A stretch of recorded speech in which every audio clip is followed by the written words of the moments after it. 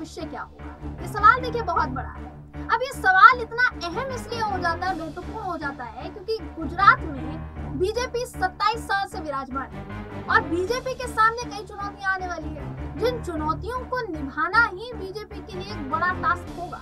इस वक्त गुजरात में सबने अपने अपने तंबू गाड़ दिए, फिर चाहे वो आम आदमी पार्टी की बात कर लीजिए, कांग्रेस की बात कर लीजिए, पर वहीं बीजेपी यहाँ इसलिए जरूरी हो जाती है दोस्तों, क्योंकि इस वक्त गुजरात में बीजेपी सत्ता में विराजमान है। ऐसे समय में देखिए हो सकता है कि जिस तरह से 27 साल से बीजेपी का जो अभेद्य किला है, जिसको कोई ढहा नहीं पाया, इस बार भी वो मुश्किल हो, लेकिन ये मुश्किल बीजेपी को खड़ी करनी हो और उसके लिए उसके सामने कई चुनौतियां आएंगी, जिनका सामना देखिए बीजेपी को करना पड़ेगा। अब चाहे वो चुनौती विपक्षी पार्टी से जुड़ी हो या फिर वो कुछ अहम मुद्दों से जुड़ी हो। ऐसे में सवाल ये है कि ये चुनौतियां आखिर होंगी क्या? उन चुनौतियों को बताने के लिए आपको ये पूरी रिपोर्ट दिखाते हैं। पहली चुनौती तो यही होगी कि पीएम मोदी अभी तक जो बयान देते आए हैं, जिन बयानों में विपक्षी पार्टियों को उन्होंने घेरा, बीजेपी अब उन चीजों को चुनाव जीतने के लिए धरातल पर न उतारे। क्योंकि इस वक्त अगर आप गौर करेंगे तो बीजेपी आम आदमी पार्टी पर जो आरोप लगाती आई है कि हम फ्री की रेवड़ियां नहीं बांटते, अब वो वही करती नजर आ रही है। इसके बाद से ही आम आदमी पार्टी बीजेपी पर हमलावर है। ये फैसला इसलिए भी जरूरी हो जाता है क्योंकि ये बयान पीएम नरेंद्र मोदी खुद दे चुके हैं। रेवड़ी कल्चर को लेकर उन्होंने जो बयान दिया था, वो बयान आपको याद होगा ही। ये तो एक चुनौती है ही। इसके अलावा एक और बड़ी चुनौती ये होगी कि आम आदमी पार्टी और कांग्रेस दोनों ही इस वक्त चुनावी मैदान में बीजेपी से मुकाबला करने के लिए खड़े हुए हैं।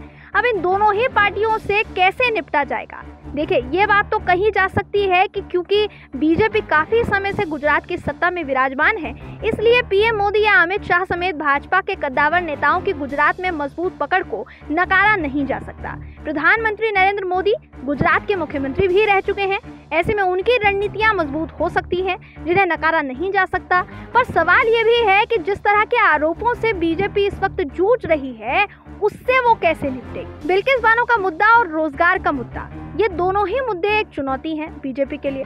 बिल्किस बानो का मुद्दा इसलिए गर्म है क्योंकि बिल्किस के आरोपियों को गुजरात सरकार की अनुमति से रिहा किया गया। इसलिए सवाल उठे कि क्या बिल्किस के आरोपियों को इसलिए छोड़ा गया क्योंकि वो अल्पसंख्यक समुदाय से आती है या फिर कोई और वजह है? ऐसे तमाम सवाल बीजेपी पर उठे और अभी भी उठ रहे हैं।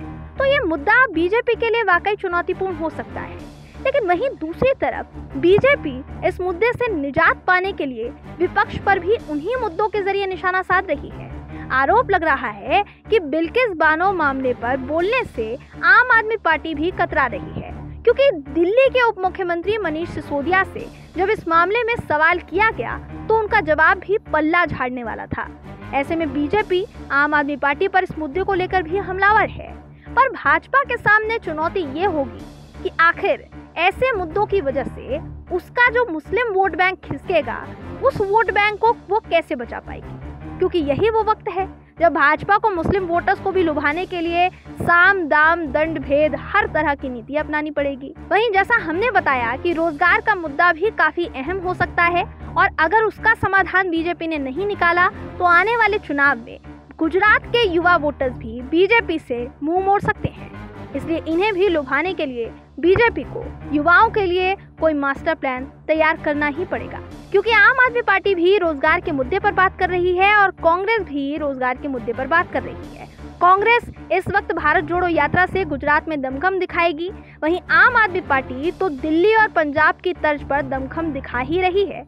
ऐसे में गुजरात के चुनावी रण का बाजीगर कौन होगा, ये सबसे बड़ा सवाल है जिसका जवाब जरूरी हो जाता है। जी, तो देखिए आपने हमारी ये रिपोर्ट, तो इस रिपोर्ट को देखने के बाद आपको शायद ये अंदाजा तो देखिए हो ही गया होगा कि गुजरात में किस तरह की चुनौतियां आने वाली हैं, वो भी खासकर बीजेपी के लिए। अब बीजेपी इन चुनौतियों से कैसे निपटेगी, ये बड़ा सवाल होगा। फिलहाल सभी पार्टियां अपना दमखम दिखाने में व्यस्त हैं, फिर चाहे वो बीजेपी हो, कांग्रेस हो या आम आदमी पार्टी हो, लेकिन तीनों में से गुजरात की धरती पर जलवा कौन बिखेरेगा, ये देखना लाजमी है। बीजेपी के लिए मुकाबला ज्यादा जरूरी है क्योंकि दिल्ली में बैठी सत्ता में बहुत बड़े बड़े नेता गुजरात से हैं, चाहे फिर वो पीएम मोदी की बात कर लीजिए या फिर गृह मंत्री अमित शाह की। अब सारा दारोमदार बीजेपी पर है, साथ ही मोदी शाह पर है। बहरहाल इस खबर पर आपकी राय क्या है कमेंट करके जरूर बताइएगा। वीडियो अगर आपको पसंद आया हो तो वीडियो को लाइक और शेयर करना ना भूलें। मुलाकात होगी आपसे किसी ऐसी ही खबर के साथ, तब तक के लिए।